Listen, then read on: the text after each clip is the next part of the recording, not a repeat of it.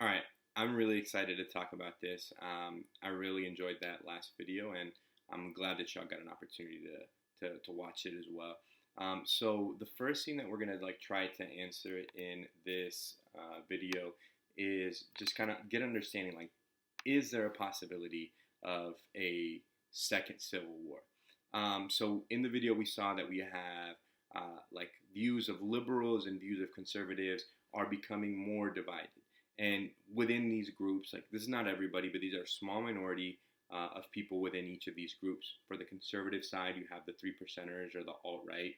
And then on the liberal side, you have Antifa. And these groups are becoming increasingly violent towards each other and towards other people.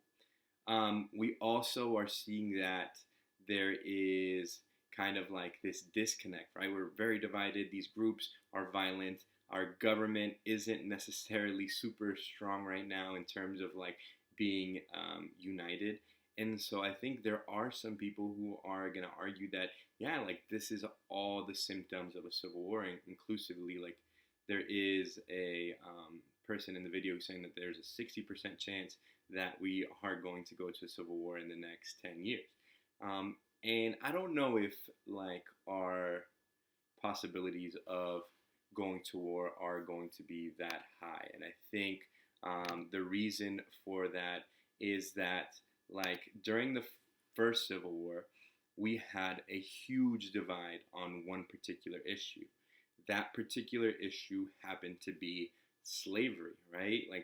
The slave states were not going to compromise about slavery because it was such a crucial part of their economy and their way of life. And the North was really trying to push against that. It wasn't really a part of their way of life, but they also felt that it was inhumane. We talked about that second Great Awakening. A lot of people were saying hey, religiously, my views are condemning slavery, or they're just pretty much against it. And that is going to cause this huge conflict that ultimately cannot be resolved. And I think in the video, that's what it illustrates, is that right now, yes, we are divided on many issues. We are having violent groups, politically, across the aisle, Republicans and Democrats are not really working together.